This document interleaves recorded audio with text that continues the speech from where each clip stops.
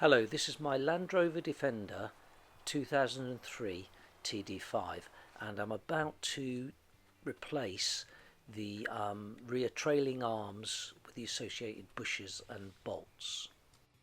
Firstly, I chock the wheels and make sure everything is as sturdy as possible before I start the work. I have got a chock under one of the wheels on the other side of the vehicle. So firstly I get under the vehicle and I'm identifying the bits and pieces that I've got to work on, and so what I'm going to do is try and loosen all the nuts and bolts prior to jacking the vehicle up. I'm loosening them because I want to minimise the amount of rocking and tugging that I have to do once the vehicle's up on the jack. I think this is a 24mm spanner, open-ended spanner and socket that I've got for loosening this rear linkage.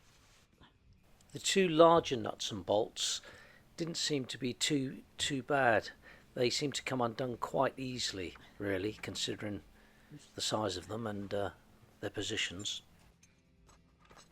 Of course, a very large breaker bar always helps.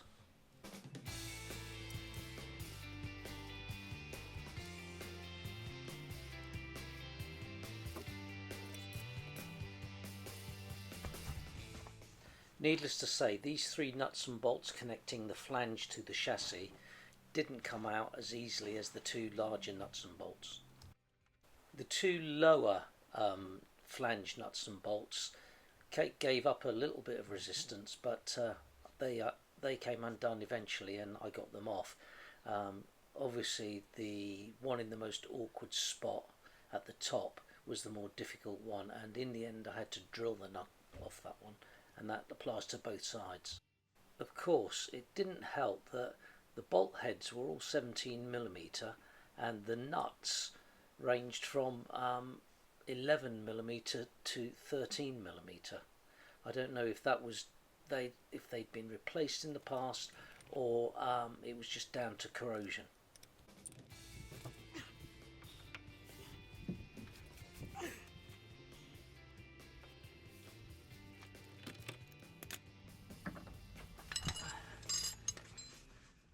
I had to apply heat to a couple of the nuts. This was mainly just to soften up the underbody seal that was in the threads so that it would allow the nut to come off the bolt.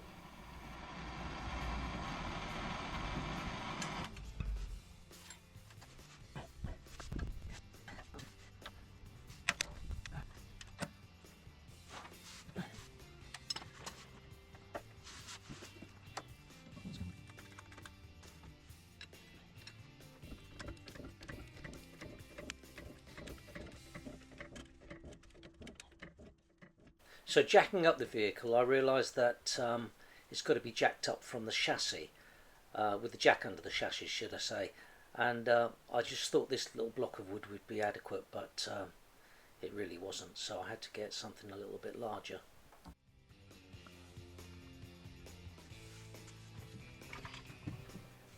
So this is a bit of 200mm by 200mm, or if you like 8" by 8" oak, which I have lying around in the garage, which I use for various things, standing on mainly, but it's just the right size for this particular job. The reason I'm jacking up from the chassis is so that the axle can move. If I didn't jack it up from the chassis, I think when I released the radius arm, or undid the radius arm, I think it would all move, and I don't know what would happen then. Here you can see I'm giving it a little bit of thought and consideration because I don't want the Land Rover to come down and do any damage to me or it. So I'm just thinking about this for a little minute.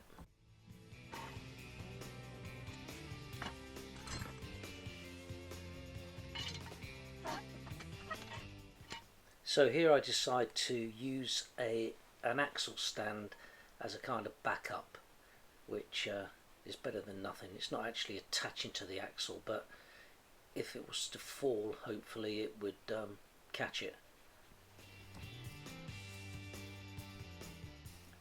The first thing I do is try to remove the large nut. Here I'm using the breaker bar with a 30mm socket, and then eventually I'll move on to just the ratchet once I feel it's loose enough.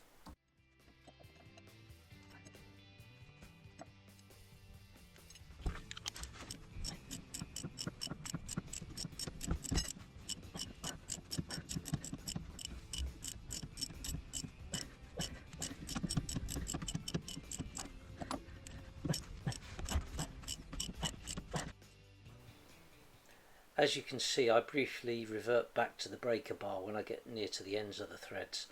Unfortunately, some of the underbody seal gets in the threads and it makes it a bit stiff. So to make my life easier, I go back onto the breaker bar. At this point, I just want to apologise for the flare that's happening on the lens. I think there's some dirt on there, and the sun's reflecting off the dirt and creating some flare, so I apologise for the poor quality of the video. With the removal of the nut, there was no movement at all with the axle, although you can't see it in the shot. I've got that back wheel chocked up so that if any movement is going to happen, it's going to be minimal, and hopefully the vehicle won't move at all.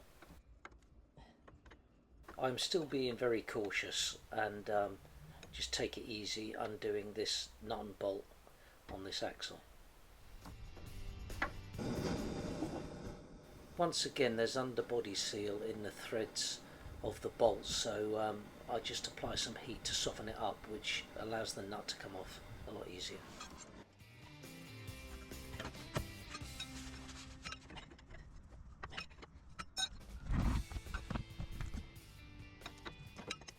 Here you can see the axle stands in quite a good spot, so if there is any movement, hopefully it will come down onto the axle stand and prevent any damage.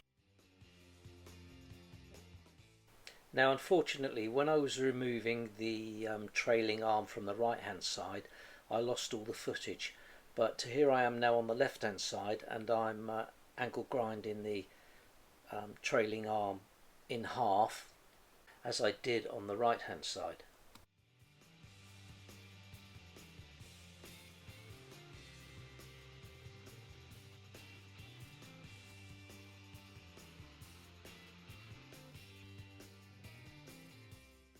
Interestingly, I expected this trailing arm to be a solid piece of steel rather than just a piece of pipe.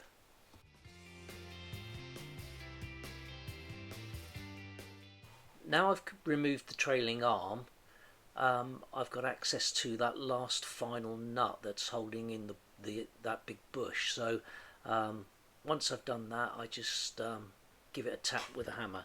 Now on this left hand side, things seem to be going a little bit better. I don't know if it's because I've already got the experience of doing the right hand side, or it's just generally easier on the left hand side. Before reassembly, I coat all the threaded bits and all the bits that are passing through holes, etc. with copper grease. I painted these parts yellow. It just seemed like a good idea at the time, as the front radius arms that I changed were yellow, and those shock absorbers there, they were yellow when I put them on a year ago, and now they're just dirty black. I spray any bare metal or contact points with underbody seal and let it dry for about half an hour before I start to do the reassembly work. The reassembly work is pretty straightforward, just the reverse of when I took it all off. The worst part of this was that the outfit that I bought the parts from supplied the wrong size nuts for the flanges, and the large nut that goes on the bolt that where it attaches to the axle, so I had to use the old nut and find 6 new nuts of the right size for the other bolts.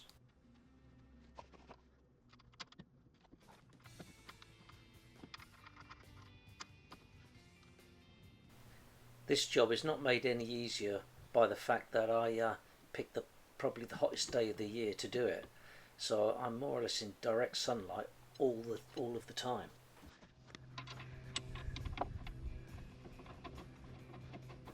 You probably noticed the whole film is speeded up to at least double and 4 times in places.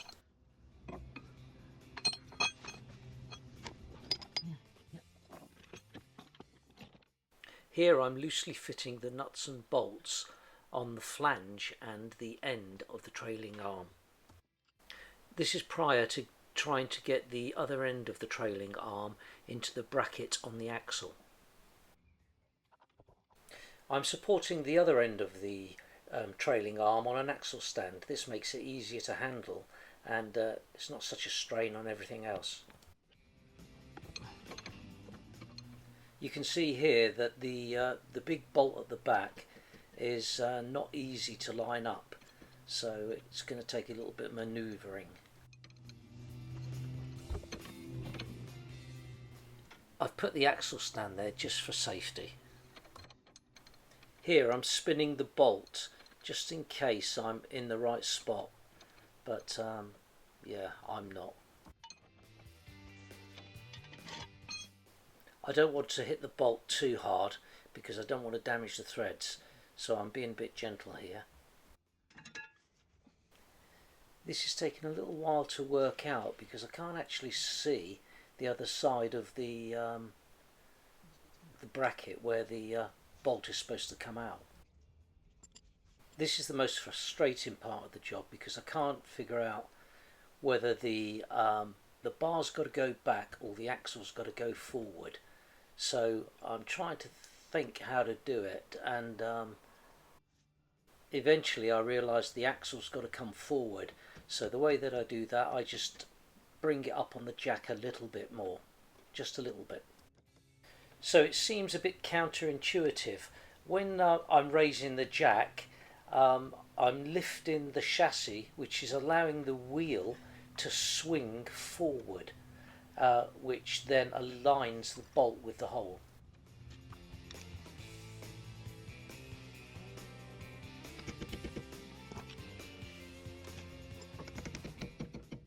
What I'm doing here is wedging a chisel into the space between the trailing arm and the bracket. This counteracts the twist in the trailing arm and allows the bolt to travel through the hole. I just love it when a plan comes together. This part of the job was a bit of a learning curve for me because my instincts were telling me that the trailing arm needed to come back, but in actual fact the axle needed to come forward, and the only way that I could do that was to jack it up a little bit more on the chassis, which would allow the axle to swing, bring the wheel up off the floor and allow the axle to swing forward, and that more or less did it. If you can, please like and subscribe. It helps give incentive to produce more content. Thank you. Here I'm just making sure all the nuts and bolts are really tight and that I haven't missed any. So I'm just checking everything and checking it again. After I've been driving the vehicle for a couple of days, I'll check everything again, and probably next weekend I'll check it all again.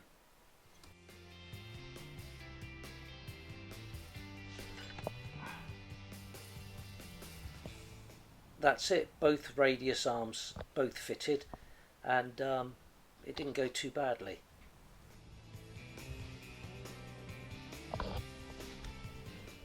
This is the condition the original bushes were in, or the old ones, and doesn't look too bad actually for 21 years if they're the original ones. I just hope the new ones will last that long.